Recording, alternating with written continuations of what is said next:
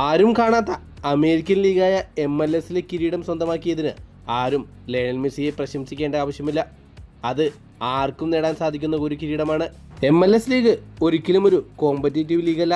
അതുകൊണ്ട് തന്നെ അവിടെ കിരീടം നേടുക എന്ന് പറയുന്നത് വളരെ എളുപ്പമുള്ള കാര്യമാണ്.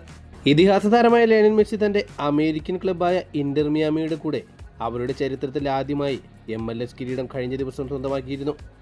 ഈ കിരീട നേട്ടത്തെ ഇകഴ്ത്തി കാണിക്കാനായി മെസ്സി വിരോധികൾ പറഞ്ഞ ചില കമന്റുകളാണ് ഞാൻ നേരത്തെ പറഞ്ഞത്. പക്ഷേ മെസ്സി വിരോധികൾ ശ്രദ്ധിക്കാത്ത മറ്റൊരു വസ്തുതയുണ്ട്. മെസ്സിക്ക് മുമ്പ് ഇതിഹാസങ്ങളെന്ന് ഫുട്ബോൾ ലോകം കരുതപ്പെടുന്ന ചില താരങ്ങൾ MLS ലീഗ് കളിച്ചിട്ടുണ്ട്. പക്ഷേ അവർക്ക് ആർക്കും തന്നെ ലയണൽ മെസ്സി നേടിയതുപോലെ MLS കിരീടം സ്വന്തമാക്കാൻ സാധിച്ചിട്ടില്ല. ബ്രസീൽ ഇതിഹാസമായ Kaka, Bastian Schweinsteiger, Zlatan Ibrahimovic, Wayne Rooney, Steven Gerrard, Frank Lampard, Didier Drogba, David Villa, Andrea Pirlo, Ashley Cole, നിരവധി താരങ്ങളാണ് ഇതിനു മുമ്പ് MLS ലീഗ് കളിച്ചിട്ടുള്ളത്.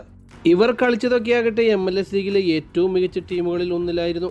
പക്ഷേ എന്നിട്ടും അവർക്ക് ഒരിക്കൽ പോലും MLS കിരീടം സ്വന്തമാക്കാൻ സാധിച്ചിട്ടില്ല. മെസ്സിയാകട്ടെ MLS ലീഗിലെ ഏറ്റവും താഴെത്തട്ടിലുള്ള ടീമിലേക്കാണ് വന്നു ചേർന്നത്. ഫുട്ബോൾ ലോകം ലയണൽ മെസ്സിയുടെ ആ ട്രാൻസ്ഫറിനെ മൂക്കത്ത് വിരൽ വെച്ചുകൊണ്ടാണ് നോക്കിക്കണ്ടത്. MLS ലീഗിലെ ഏറ്റവും മോശം ടീമിലേക്കാണ് ലയണൽ മെസ്സി പോകുന്നത്. ലയണൽ മെസ്സി അവിടെ നരകിക്കാൻ പോവുകയാണ്. ലയണൽ മെസ്സിയുടെ ഫുട്ബോൾ ജീവിതത്തിലെ ഏറ്റവും മോശം കാലഘട്ടമായിരിക്കും ഇന്റർ മിയാമിയിൽ എന്നുവരെ നിരൂപകർ വിധിയെഴുതി. പിന്നീട് എന്താണ് സംഭവിച്ചത്? ഇതിഹാസ താരങ്ങളായ ജോഡി ആൽബയും ബുസ്കിറ്റസും ലൂയി സുവാരസും റോഡ്രിഗോ ഡി പോളുമൊക്കെ ചേർന്നുകൊണ്ട് ഇന്റർ മിയാമിക്ക് ഇപ്പോൾ 4 കിരീടങ്ങളാണ് നേടിക്കൊടുത്തിരിക്കുന്നത്. ലീഗിലെ തന്നെ ഏറ്റവും മികച്ച ടീമായി മാറിയിരിക്കുകയാണ് ഇന്റർ മിയാമി എന്ന ലയണൽ മെസ്സിയുടെ ക്ലബ്ബ്.